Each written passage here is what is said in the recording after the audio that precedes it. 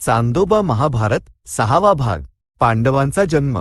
आपल्या पत्नी कुंती आणि माद्रीला सोबत घेऊन अरण्यात विहार करत आणि श्वापदांची शिकार करण्यात वेळ घालवत असताना पांडुराजाने एके दिवशी एकत्र असलेल्या हरणांच्या जोडप्याला मारले. ती खरोखर हरणे नव्हती. किंदम नावाचे ऋषी आणि त्यांची पत्नी हरणांचे रूप धारण करून संभोगात मग्न होते. मरताना त्या ऋषींनी शाप दिला, जेव्हा तू तुझ्या पत्नींशी संग करशील तेव्हा तुलाही मृत्यू प्राप्त होईल. त्या ऋषी दाम्पत्याला मारल्याबद्दल पांडुराजाला खूप दुःख झाले. तोपर्यंत त्याला अपत्य नव्हते. आता पुढे ऋषींच्या शापामुळे संतती होण्याची शक्यताही उरली नाही. त्याने आपल्या पत्नींना सांगितले की तो स्वतः संन्यास घेऊन अरण्यवास करेल आणि त्यांनी हस्तिनापूरला परत जाऊन भीष्म, धृतराष्ट्र, विदुर आणि इतरांनाही गोष्ट सांगावी. तुमच्या पत्नी असलेल्या आम्ही कुठे जाणार, कुठे राहणार? आपण सर्व मिळूनच तपश्चर्या करू आणि आयुष्य संपल्यावर पुण्यलोकांना जाऊ, असे कुंती आणि माद्री म्हणाल्या. पांडुराजाने न मानल्यास त्याच क्षणी देहत्याग करण्यासही त्या तयार होत्या. त्यांचे बोलणे टाळता न आल्यामुळे पांडुराजाने त्या दोघींना आपल्यासोबत राहू दिले आणि वानप्रस्थ करण्याचा निश्चय केला. तिघांनी आपल्या मौल्यवान वस्त्रांचा आणि दागिन्यांचा त्याग केला आणि वल्कले परिधान केली. आपल्यासोबत असलेल्या सेवकांना त्यांनी हस्तिनापूरला पाठवून दिले.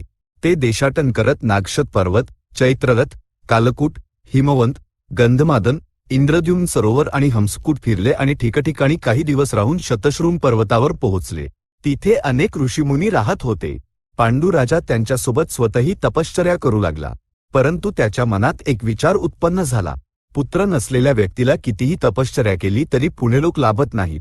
त्याला स्वतःला संतती नव्हती. जर त्याच्या समान किंवा त्याच्यापेक्षा उत्तम पुरुषांकडून त्याच्या पत्नींनी पुत्र प्राप्त केले तर ते त्याचे क्षेत्रज पुत्र होतील. तो स्वतः सुद्धा क्षेत्रजच होताना. असा विचार करून पांडुराजाने आपले मत कुंतीला सांगितले. दुसऱ्यांकडून पुत्र प्राप्त करण्यास ती प्रथम मान्य झाली नाही. परंतु पांडुराजाने अखेर तिची समजूत घातली. कुंती आपल्या पतीला म्हणाली, मला बालपणी दुर्वासा महामुनींनी एक मंत्र शिकवला होता. त्याचा जप केल्यास मी ज्या देवतेचे स्मरण करीन ती देवता येऊन मला पुत्रप्राप्ती करून देऊ शकेल. मी कोणत्या देवतेचे आवाहन करू? अगदी उत्तम, कौरव वंशाचा राजा होणाऱ्या व्यक्तीसाठी महान धर्मज्ञ असणे आवश्यक आहे. म्हणून तू धर्मराजचे स्मरण कर, असे पांडुराजा म्हणाला. तिने तसेच करून यमदेवाला प्रसन्न करून घेतले आणि त्याच्या अनुग्रहाने ती गर्भवती झाली. गांधारी तेव्हापासून 1 वर्षापासून गर्भवती होती. परंतु गांधारी अजून गर्भवती असतानाच कुंतीला पुत्र झाला. आश्रमात राहणाऱ्या ऋषींनी त्या मुलाचे नाव युधिष्ठिर ठेवले. त्यानंतर कुंतीने पतीच्या इच्छेनुसार बलशाली पुत्र हवा म्हणून वायुदेवाच्या कृपाप्रसादाने भीमाला जन्म दिला. भीम जन्माला येताच एक नवल घडले. कुंती बाळाला आपल्या मांडीवर घेऊन बसली असताना त्या भागात एक मोठा वाघ आला. त्याला पाहून कुंती घाबरली आणि आपल्या मांडीवर बाळ आहे हे विसरून ती झटकन उठली. बाळ एका दगडावर पडले. लगेच तो दगड 4 तुकड्यांत फुटला. ते पाहून तिथले सर्व लोक थक्क झाले. हे घडल्यानंतर पांडुराजाला आणखी एक पुत्र प्राप्त करण्याची इच्छा झाली. त्याच्या इच्छेनुसार इंद्राच्या माध्यमातून कुंतीला अर्जुन झाला. हस्तिनापूरमध्ये गांधारीला 100 पुत्र झाले तर इथे शतशृंगमध्ये कुंतीला 3 पुत्र झाले. पांडुराजाची इच्छा होती की कुंतीने अजून पुत्र प्राप्त करावेत, परंतु ती त्यासाठी अजिबात तयार झाली नाही. तेव्हा माद्री त्याला म्हणाली, कुंतीने मंत्राच्या प्रभावाने पुत्र प्राप्त केले आहेत ना, मग कुंतीसारखी मी संततीशिवाय का राहावे? जर कुंतीने मला तो मंत्र शिकवला तर मी सुद्धा पुत्रवती होईन ना. तिची ही इच्छा पांडुराजाने कुंतीला सांगितली. कुंतीने माद्रीला मंत्र शिकवला. माद्रीने अश्विनी कुमारांची आराधना केली आणि त्यांच्या माध्यमातून नकुल आणि सहदेव नावाच्या जुळ्या पुत्रांना जन्म दिला. माद्री मंत्राच्या प्रभावाने अजून मुले प्राप्त करू शकली असती, पण तिने एकाच वेळी 2 देवतांना बोलावले म्हणून कुंतीने रागावून तो मंत्र माद्रीला पुन्हा शिकवला नाही. एकामागून 1 वर्षाच्या अंतराने जन्मलेल्या मुलांचे बालपण पाहताना पांडुराजाने काही काळ व्यतीत केला. आश्रमातील सर्व रहिवाशांनी त्या मुलांच्या संगोपनात रस दाखवला.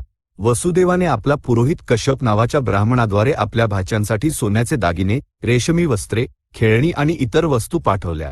पांडुराजाने आपल्या मुलांचे चौल आणि उपनयन इत्यादी संस्कार करून घेतले आणि तिथल्या ऋषींकडून त्यांना वेदांचे अध्ययन करून घेतले. अशा प्रकारे काही काळ गेल्यानंतर एका वसंत ऋतूत जेव्हा कुंती ब्राह्मण भोजनाच्या कामात व्यस्त होती, तेव्हा पांडुराजाने एकटी असलेल्या माद्रीला पाहिले आणि कामासक्त होऊन तिच्याशी संग केला आणि किंदम ऋषींच्या शापामुळे त्याचा मृत्यू झाला. मृत पतीला मिठी मारून रडणाऱ्या माद्रीचा आवाज ऐकून कुंती, पांडव आणि तिथे राहणारे ऋषी आले आणि जे घडले ते पाहून थक्क झाले. माद्रीने कुंतीला जवळ बोलावले आणि पांडुराजाच्या मृत्यूचे कारण सांगितले. अरे रे माद्री, राजाला ऋषींचा शाप आहे हे माहीत असून मी खूप काळजी घेत आले होते ना, मग असे का होऊ दिले?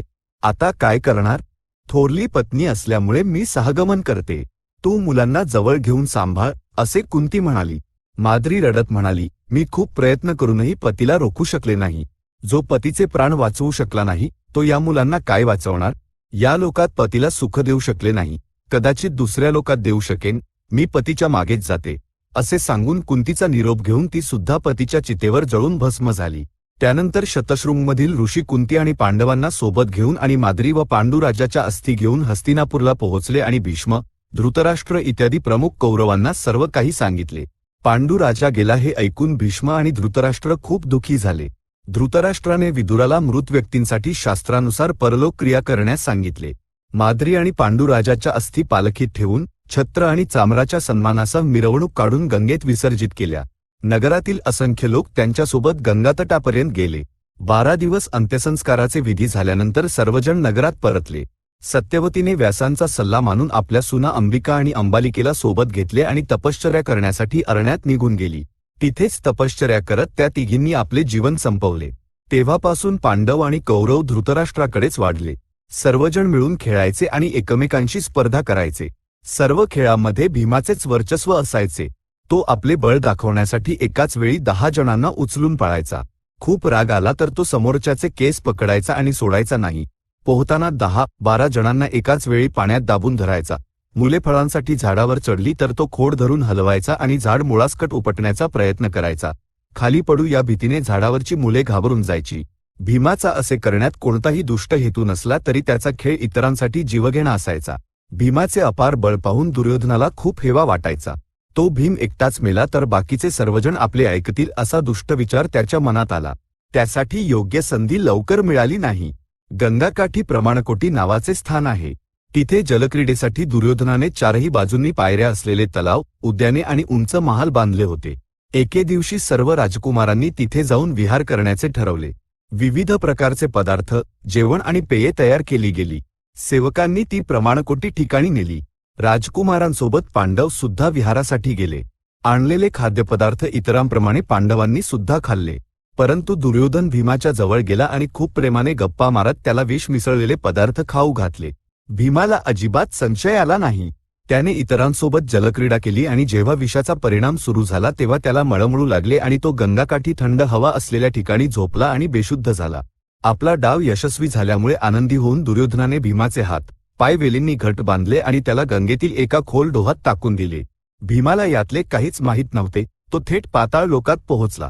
तिथे त्याला विषारी सापांनी दंश केला. त्यांच्या विषामुळे दुर्योधनाने दिलेले विष उतरले आणि भीमाला शुद्ध आली. आपले हात पाय बांधलेले पाहून त्याने जोर देऊन शरीर झटकले. सर्व बंधने तोडून टाकली आणि त्याला चावणाऱ्या सापांना पकडून मारू लागला. ही गोष्ट वासुकीला कळाली. वासुकी आला आणि भीमाला पाहून तो आपला नातेवाईक असल्याचे त्याने ओळखले. कारण कुंतीचे वडील शूरसेन हे वासुकीच्या बहिणीचा मुलगा होते. म्हणून वासुकी भीमाला घेऊन गेला आणि त्याला 1000 हत्तींचे बळ देणारा रस पाजला. भीमाने तो रस 8 कुंभ पिला आणि सुखाने झोपला. चांदोबा महाभारत 6वा भाग संपन्न. सद्य स्वस्ती.